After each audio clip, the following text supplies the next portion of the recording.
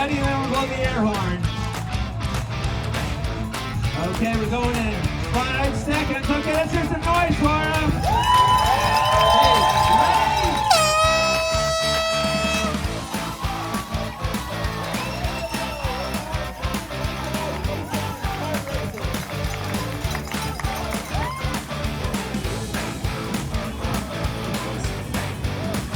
Hey, 1 minute to go.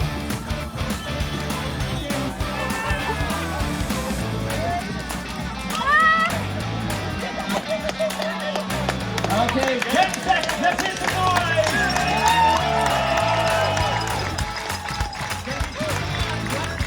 That's the horn. Oh, the excitement. When it's set.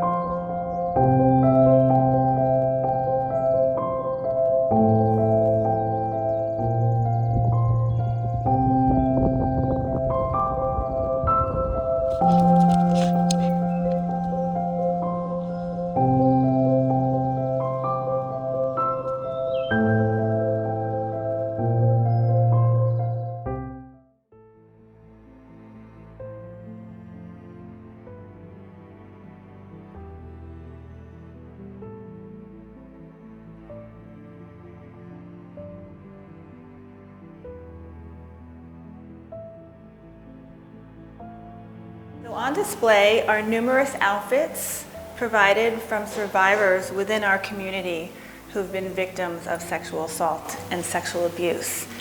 And on display are the outfits that they were wearing when the assault happened, along with a story that's non-identifying and anonymous that talks about what happened, how it happened, and when it happened.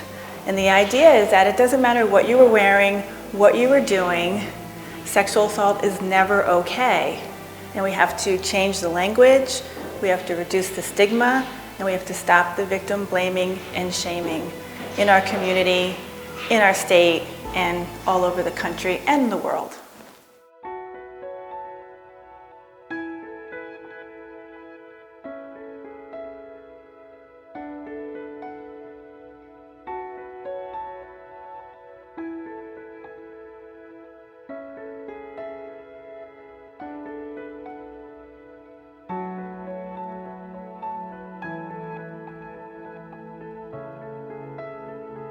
What I was wearing was this. From the top, a white t-shirt, cotton, short-sleeved and round at the neck. This was tucked into a jean skirt, also cotton, ending just above the knees and belted at the top. Underneath all this was a white cotton bra and white underpants, though probably not a set. On my feet, white tennis shoes, the kind one plays tennis in, and then finally, silver earrings and lip gloss. This is what I was wearing that day, that night, that 4th of July in 1987. You may be wondering why this matters, or even how I remember every item in such detail. You see, I have been asked this question many times. It has been called to my mind many times. This question, this answer, these details. But my answer, much awaited, much anticipated, seems flat somehow, given the rest of the details of that night, during which, at some point, I was raped. And I wonder what answer, what details would give comfort, could give comfort To you, my questioners, seeking comfort where there is, alas, no comfort to be found. If only it were so simple, if only we could end rape by simply changing clothes. I remember also what he was wearing that night, even though it's true that no one has ever asked.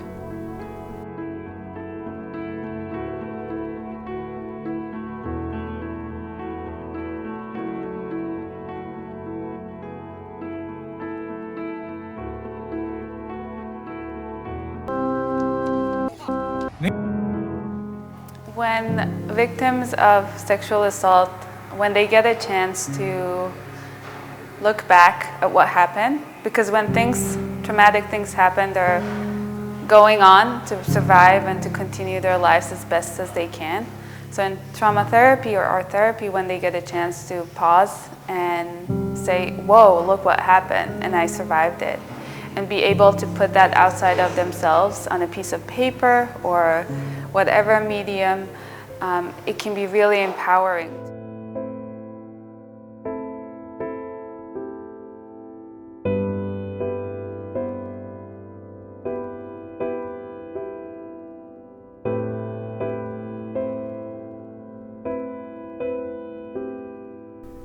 I realized I had to pour this concussion of pain, beauty, and vulnerability somewhere. All I had was my voice and my two hands. So I began forming and attempting to encapsulate the collateral beauty of life.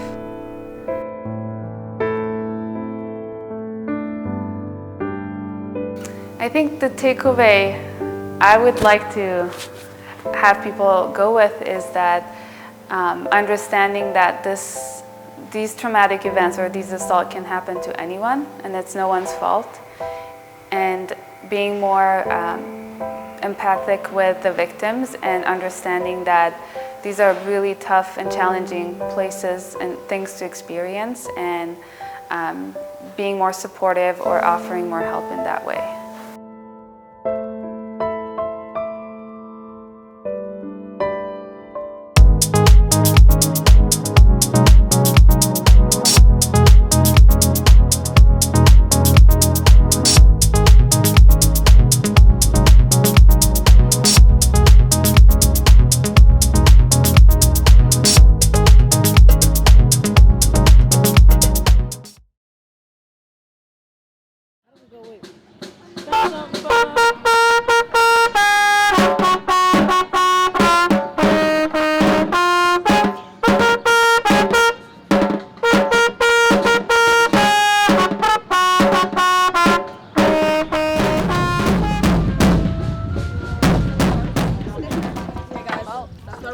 Yeah, but they're here. They're happy to put a service on, serve the community, and be here to support our veterans. What do kids get out of this? The sense of service and just getting out and playing. They always enjoy getting out and playing some music for people, and this is a great audience for them.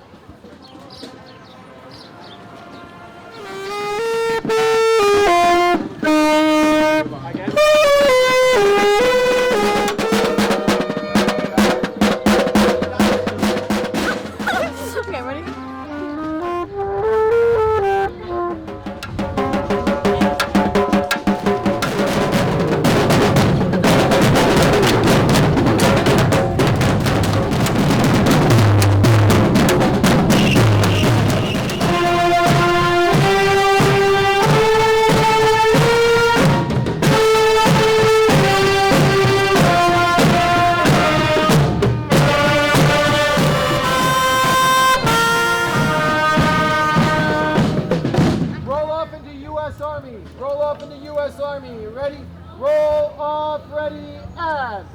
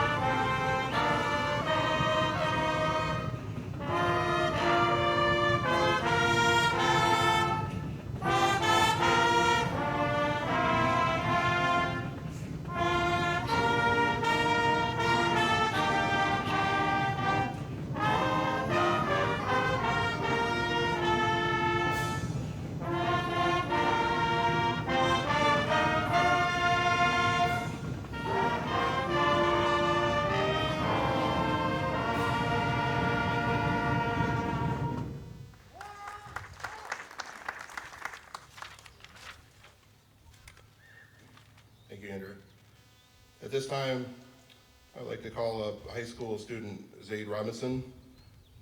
He's going to recite the Gettysburg Address.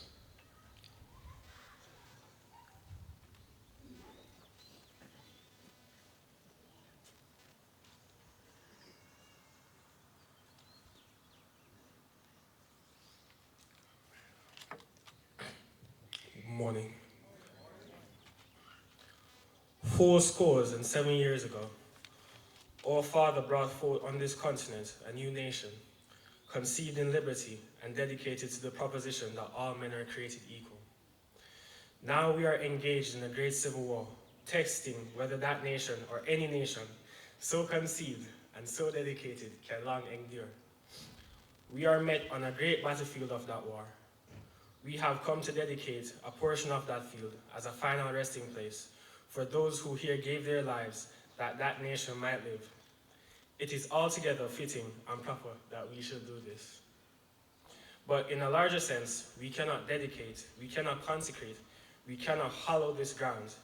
The brave men, living and dead, who struggled here, have consecrated it far above our poor power to add or detract. The world will listen not, nor long remember what we say here, but it can never forget what they did here.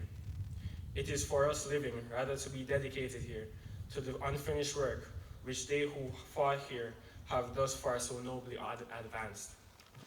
It is rather for us to be here dedicated to the great task remaining before us, that from these honored dead we take increased devotion to that cause for which they gave the last full measure of devotion, that we are highly resolved that these dead shall not have died in vain. This nation under God shall have a new birth of freedom, and that government of people, by the people, for the people, shall not perish from this earth. Written by Abraham Lincoln, November 19, 1863.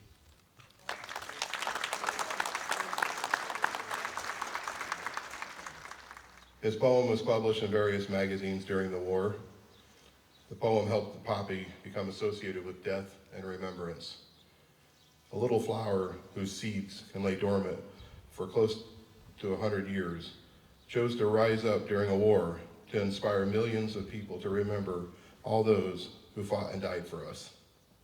Please join me in welcoming Miss Whitney Reed to the podium to read In Flanders Field.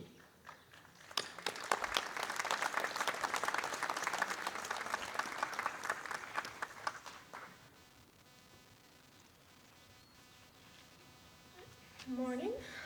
In Flanders fields the poppies blow, between the crosses row on row, that mark our place, and in the sky the larks still bravely singing fly, scarce heard amid the guns below. We are the dead not short days ago. We lived, felt dawn, saw sunset glow, loved and were loved, and now we lie in Flanders fields. Take up our quarrel with the foe, to you from failing hands we throw. The torch be yours to hold it high. If you break faith with us who die, we shall not sleep though poppies grow in Flanders fields.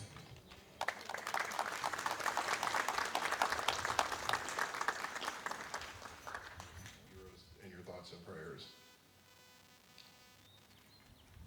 At this time, I'd like to call your attention to the Hudson High School Band under direction of Scott Vorwald for the Navy Hymn.